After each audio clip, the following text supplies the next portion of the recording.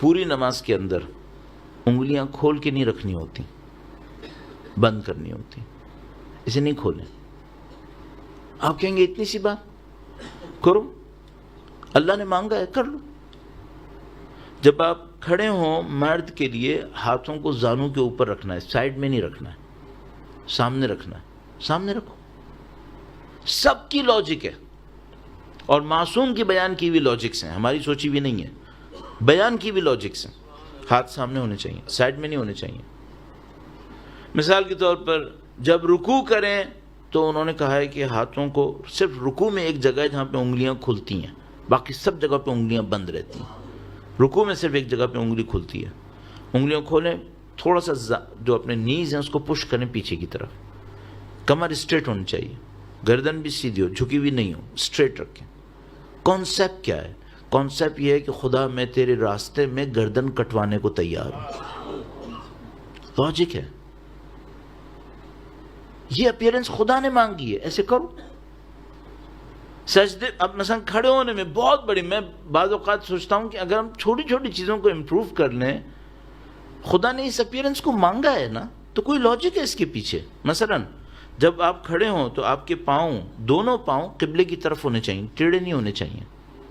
کوئی کہے کہ حرام ہے، حرام نہیں ہے، مستحب ہے، اس سے نماز امپروو ہوگی۔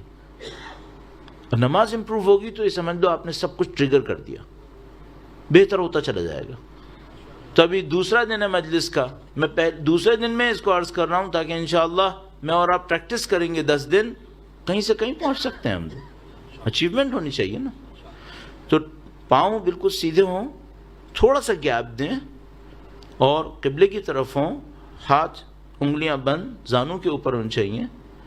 جب آپ قیام کریں، سورہ اور رکوع پڑھ رہے ہیں، مثلا ہم پڑھ رہے ہیں، تو کیا سوچیں؟ آپ یہ سوچیں میں ایسے کھڑا ہوں جیسے قیامت کے دن خدا کے سامنے کھڑا ہونا ہے۔ قیام کا مطلب یہی ہے، قیام کھڑا ہونا، قیامہ بھی اسی سے ہی ہے۔ پھر آپ رکوع کریں، کیا سوچیں؟ کانسیپٹ یہ ہے کہ رکوع کرتے وقت سوچو کہ میں اللہ کی راہ میں گردن کٹوانے کو تیار ہوں۔ سجدہ کریں، سجدہ کرنے جائیں، ہاتھوں کو یوں سیدھا رکھیں قبلے کی طرف، انگلیاں بند، ہاتھ قبلے کی طرف۔ اور کانسیپٹ کیا ہے؟ کانسیپٹ یہ ہے کہ خدا میں تیرے سامنے ذلیل اور حقیر ہوں، میں ایکسیپٹ کر رہا ہوں، میں تیرے سامنے سرنڈر ہوں، ایکسیپٹ کر رہا ہوں۔ اس فزیکل سرنڈر کے بدلے میں خدا سے مانگے، خدا مجھے اسپریچولی بھی سرنڈر کروا دے، میں تیرے لیے سوچنا شروع کروں۔ بیٹھیں گے دوسرے سجدے سے پہلے، پھر دوبارہ سجدے میں جائیں گے۔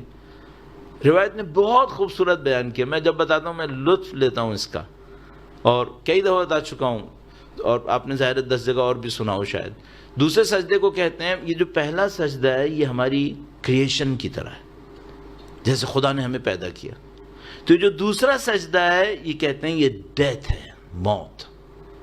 دوسرا سجدہ کرنے کا ہے تو یہ دوسرا سجدہ میری اور آپ کی موت کی طرح ہے، اور اس سجدے کے اندر اپنی موت کو یاد کرے انسان، خدا مجھے اچھی موت چاہیے۔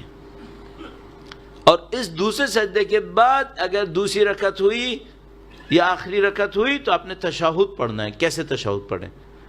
یہ سوچ کے پڑھیں کہ خدایا اس گواہی کو قیامت کے دن مجھ سے قبول کر لے۔ تو اگر کسی کا تشہد خراب ہوا تو قیامت کے دن شاید اس کی گواہی بھی صحیح نہیں ہوگی۔ یہ سب آگے تک جائے گا۔